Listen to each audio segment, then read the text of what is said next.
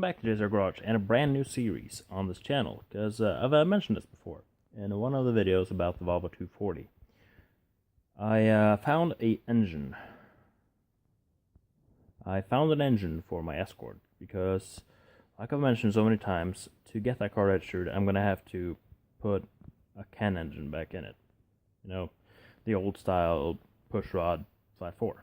Not flat 4, straight 4. Sorry. And I took the head off of this engine back in the summer, put it on the engine stand, and left it. So now, we're starting to work on it again. Of course, I think I said I was going to start with the head, but I'm not. The head is over there, and I'm going to just leave it, because at this point, I'm still working on a Subaru engine, an EJ25, that had one of the wheels, sprockets, that guide the timing belt. One of those broke off, came out of the timing cover, and bent 5 valves and broke one. So I'm working on that engine now, so that that bench is full of heads, and I'm not gonna start fiddling around with moving all the Subaru parts just to do the CAN engine head. What we're doing now is we're popping the engine, well, the oil pan off of the CAN engine. You can see the Subaru EJ25 is sitting there. Got parts scattered all around it, and the heads are on that bench over there, along with the head for this engine. So I've cheated a little bit, like they do in cooking shows. I've removed every bolt from the oil pan. They are all over there. So see if this thing is willing to come off. Swift kick in the nuts. This thing is really messy. And this has been really dry. Oh god. Oh, that's not nice. This is gonna get a good pressure wash come the summer. So, yeah. This thing was stuck. I remember that much. So, what is everything in here? Of course, cobwebs. This is real nice. So this is the oil pickup, of course. Oil pump is out here along with the filter on these things. This is the hole for, I don't know actually, it might be return. Overflow, overpressure, so it turns to the oil pan probably.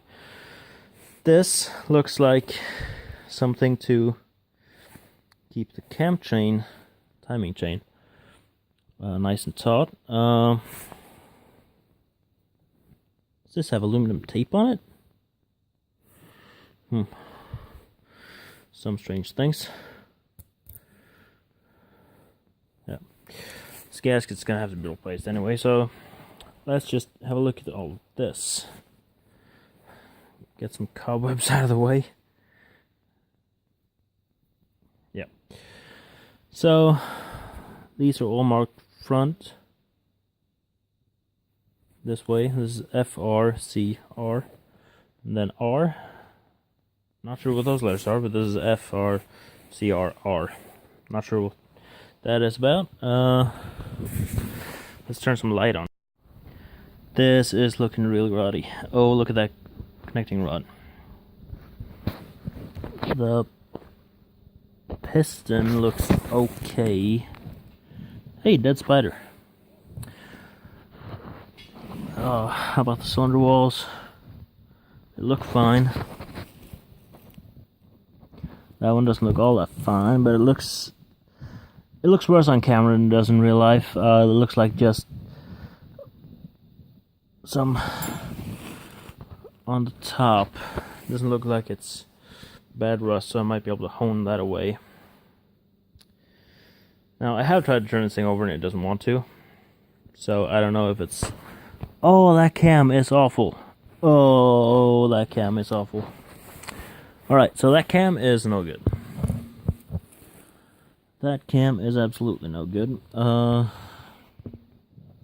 Especially this part. That's really bad. The thing is, this engine is meant to be in that Escort just for maybe a day or two.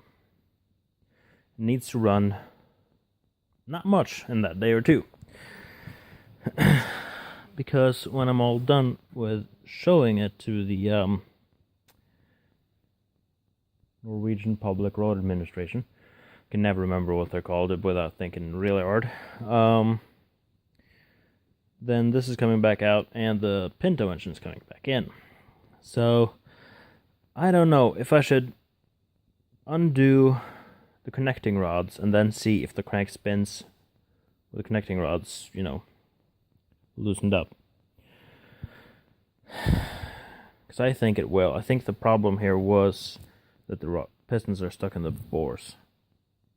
So I'm going to try that. I'm going to try taking off this connecting rod cap and see how the bearing look and how the crank look. Because if the crank's shot, I'm not going to bother with any of this.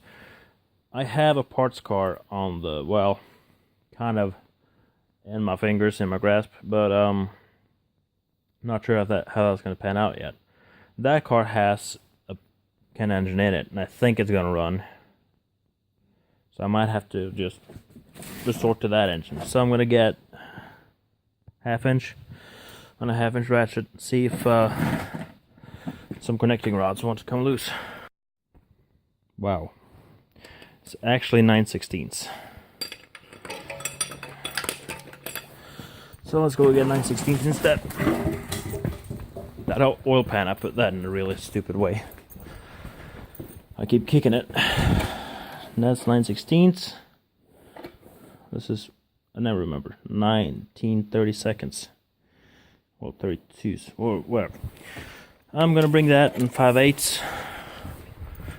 Maybe I get as far as starting to pull off some main caps too. So, Fairlane can hold those sockets. Yep. That fits. This is going to be a bit difficult. So, we'll see if this wants to come loose. So, that's one loose. Try to pry the other one loose. Well, we'll shoot that way. That came loose too. So, if we just pull socket off of this, then we'll do this out by hand. Sledgehammer, yeah. I used it on the EJ, so it's right next to me. Get these bolts out. Now, I have to say that this is the biggest rod end cap I've ever seen. Bolts actually look kind of fine. I mean, that end's been poking out the other side. And this engine's been sitting for God knows how long. So put those bolts there. We'll put that there. Sledgehammer. Now give it a whack. That came loose. Came loose, but it's not coming out. There. That bearing does not look good. That journal is screwed. Alright. So, what are we going to do here then?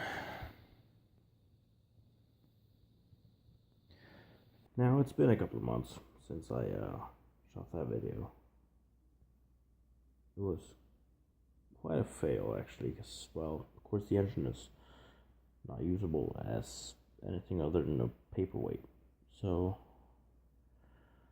I'm going to wait until I can get that parts car I've been talking about. There is a video coming explaining this.